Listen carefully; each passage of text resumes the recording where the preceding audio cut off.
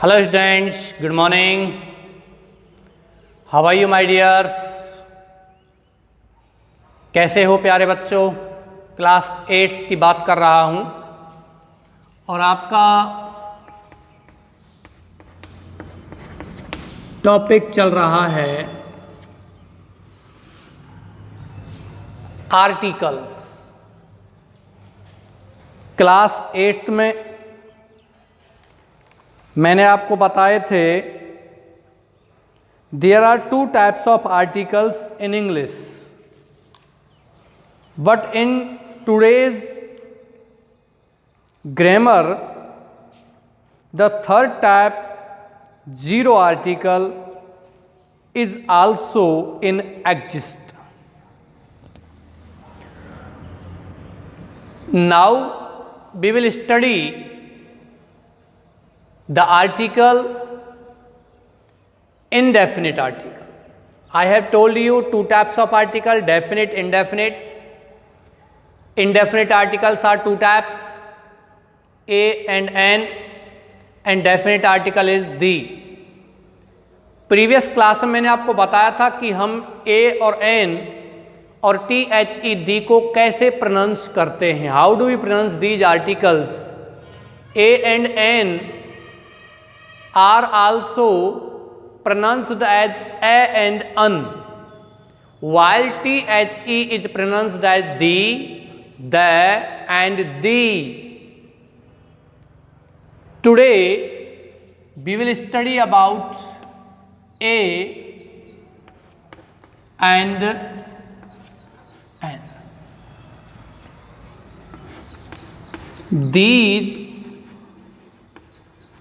are used before countable and singular noun which is unknown to us. My dear students, ए व N इनका प्रयोग हम एक तो काउंटेबल नाउन से पहले करते हैं. काउंटेबल नाउन का मतलब एक ऐसी नाउन, एक ऐसी संज्ञा जिसको हम गिन सकते हैं.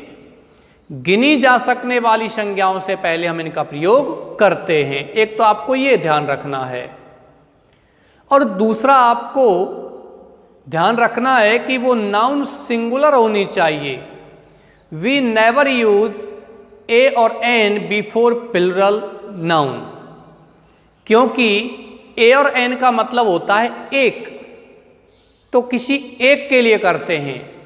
माने ओ एन ई वन का शॉर्ट रूप होता है ए और एन, जबकि दिस और दैट का शॉर्ट फॉर्म क्या होता है? दी, टी एच ई.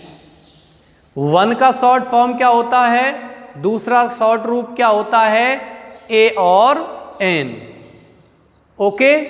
लेकिन एक वस्तु, एक संज्ञा जो अकेली हो, एक हो, सिंगुलर नाउन हो, हम इनका प्रयोग करते हैं. दूसरी बात, वो काउंटेबल होनी चाहिए, गिनी जा सकने वाली. जैसे कि बुक, पुस्तक, ए बुक, हम उसको गिन सकते हैं, गिन सकते हैं. फैन गिन सकते हैं, पेन गिन सकते हैं, टीचर गिन सकते हैं. तो ऐसी संज्ञाएं डियर स्टूडेंट्स जिसको हम गिन सकते हैं, गिनी जा सकने वाली संज्ञाओं से पहले हम किसका प्रयोग करते हैं? ए और एन का.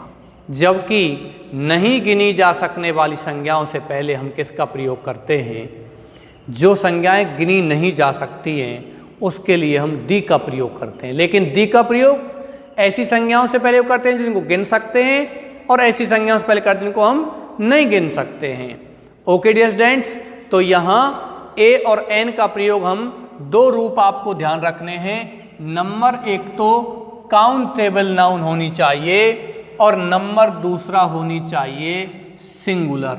और तीसरी बात, वो डेफिनिट नहीं होनी चाहिए, इनडेफिनिट होनी चाहिए, यानी कि अननोन होनी चाहिए, यानी कि जिसके बारे में हमें जानकारी नहीं है, ऐसी वो होनी चाहिए। ओके डियर्स, चलिए, if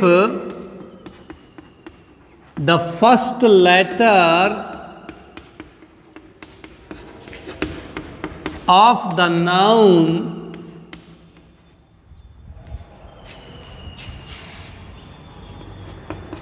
is pronounced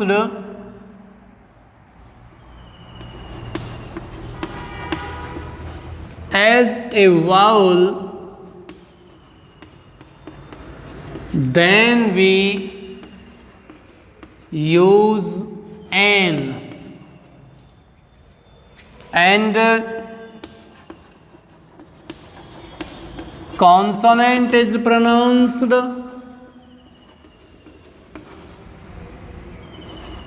then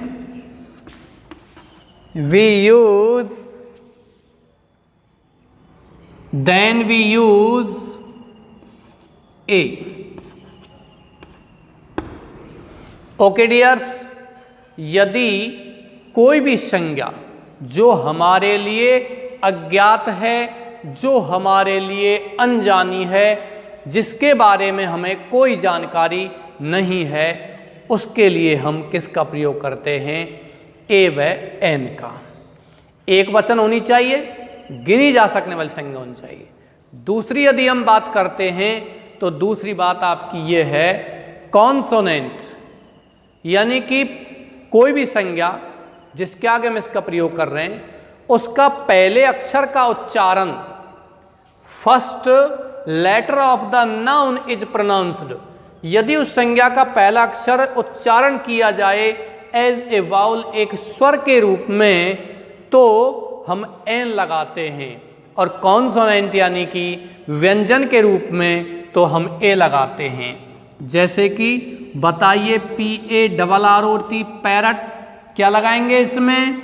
A parrot. ONION onion, onion को पहले तो गिनिए, एक वचन है और गिनी जा सकने वाली है, गिनी जा सकने वाली जिसको हम गिन सकते हैं। प्यारे बच्चों, पानी को नहीं गिन सकते, एक पानी, दो पानी, तीन पानी, एक पेट्रोल, दो पेट्रोल, तीन पेट्रोल, नहीं गिन सकते हैं ना, तो इससे पहले हम ए और एन नहीं लगाएंगे, लेकिन इसको तो हम गिन सकते हैं। ओनियन, बताइए किसका प्रयोग करेंगे? N onion. एन ओनियन का मतलब एक प्याज। ए पैरट, एक तोता।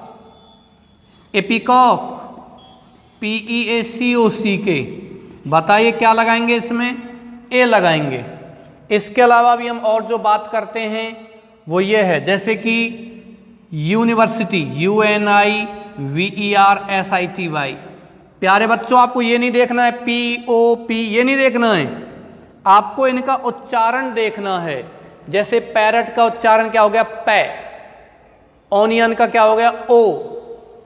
ये हो गया पीकॉक, पीकॉक का क्या हो गया? पै। व्यंजन है, ए लगाएंगे। अब इसमें पहला अक्षर यू आया हुआ है जो स्वर है अंग्रेजी में, लेकिन प्यारे बच्चों इसको हम यदि उच्चारण करते हैं, if we pronounce this word then it is pronounced as university. University, तो पहला अक्षर क्या हो गया? ये। क्या हो गया? ये। तो ये आपका स्वर नहीं है, ये क्या है? व्यंजन है। तो इससे पहले हम किसका प्रयोग करते हैं? ए का। ए यूनिवर्सिटी। जैसे कि MLA, MLA का मतलब होता है मेंबर ऑफ लेजिस्लेटिव असेंबली। तो अब इसका हम उच्चारण करेंगे तो क्या होगा बताइए? MLA। तो देखिए पहला अक्षर क्या हो गया? फर्स्ट लेटर क्या हो गया? ए। स्वर है या व्यंजन? स्वर है। तो हम किसका प्रयोग करेंगे? एन का। ध्यान रखना है ये विशेष। पहला अक्षर क्या है इससे मतलब नहीं है। अंग्रेजी के शब्द का, नाउन का पहला अक्षर क्या है इससे मतलब नहीं है।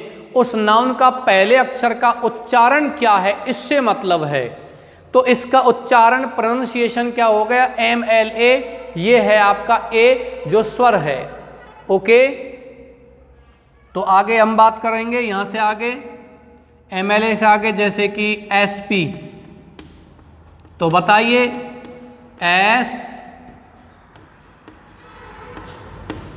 SP, तो इसमें पहला अक्षर क्या होगा A, तो बताइए क्या इसका प्रयोग करोगे N का, NSP। ओके, चलते हैं।